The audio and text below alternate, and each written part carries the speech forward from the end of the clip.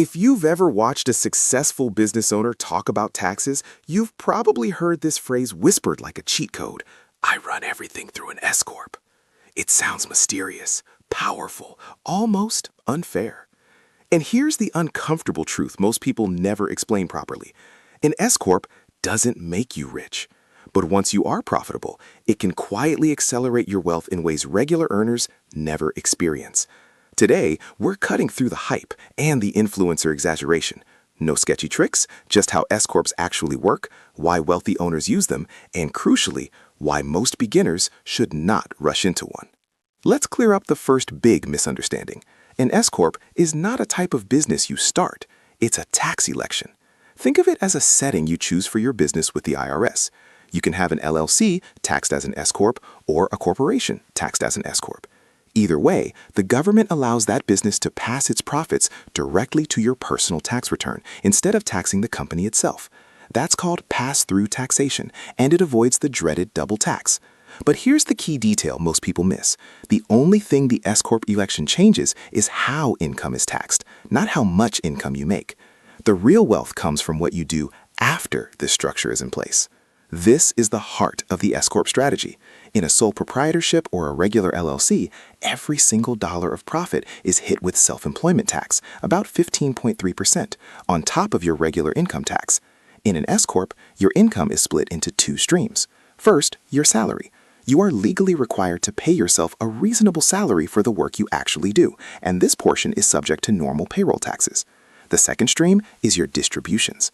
Everything your business earns above that salary flows through as profit distributions, and these distributions are not subject to that 15.3% payroll tax. Let's use a simple example. Your business profit is $300,000. Your reasonable salary for your role is determined to be $140,000. Only that salary portion, the $140,000, pays payroll taxes. The remaining $160,000 in profit, it still comes to you, and you still pay income tax on it, but you completely avoid that extra tax layered on top. This is why S-corps disproportionately benefit high earners. And here's where things get interesting. The savings don't just grow linearly, they scale with profit. At low income levels, the tax savings are small, and the administrative costs for payroll and accounting are painful. The complexity just isn't worth it. But at higher profits, the savings compound. The fixed costs of running the structure fade into the background, and the whole system becomes incredibly efficient.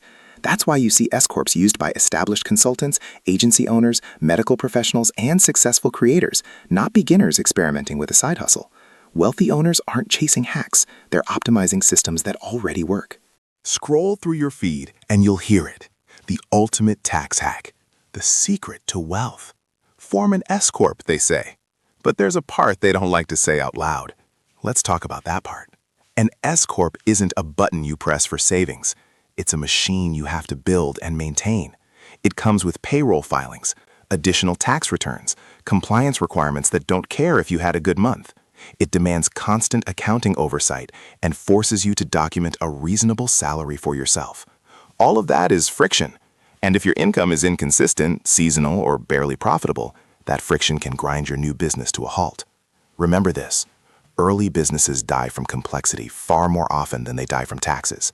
The biggest secret influencers skip is that you shouldn't even think about an S-corp until your profits are stable and meaningful. Because structure doesn't create wealth, profit does. But once those profits are stable, that S-corp machine unlocks something powerful: coordination. You're no longer just an owner, you're also an employee. This duality lets you integrate your business with your long-term life. You can optimize retirement contributions in ways a sole proprietor can't, contributing as both the employee and the employer. You create a clean separation between business and personal finances, which makes you stronger in an audit. Tax planning becomes predictable, not a chaotic scramble in April. The S-corp becomes a hub where your income flows intentionally, not randomly. Wealthy people don't guess at their taxes, they design around them. And here's why this feels unfair to so many people. The tax system is built to favor ownership over pure labor. Think about it. A W-2 earner gets a paycheck and the tax is taken out immediately. They lose control right at the source. But a business owner earns income and then decides how it flows. They optimize legally. The S-corp sits directly in that gap. It's not a loophole. It's a feature of how the entire system is designed. The difference isn't about morality. It's about control. But that control comes with rules you absolutely cannot ignore. This only works if you pay yourself that reasonable salary. It only works if you keep clean books and follow payroll laws to the letter. Abusing distributions is audit risk. Guessing on your salary is audit risk. And copy-pasting what an influencer told you is the biggest audit risk of all. Wealthy people don't bend the rules. They understand them so well they can optimize perfectly within them. So what's the real takeaway? An S-corp is not a shortcut to getting rich. It's a multiplier, but only for profit that already exists. If you're just starting out, your job is simple. Focus on revenue, keep your structure simple, and build momentum. But if you're established, if the profit is real and predictable, then structure matters, efficiency matters, control matters. And that's when the S-corp stops being social media hype and starts quietly doing what it was designed to do. Not to make you rich, but to help you keep more of what you've already earned.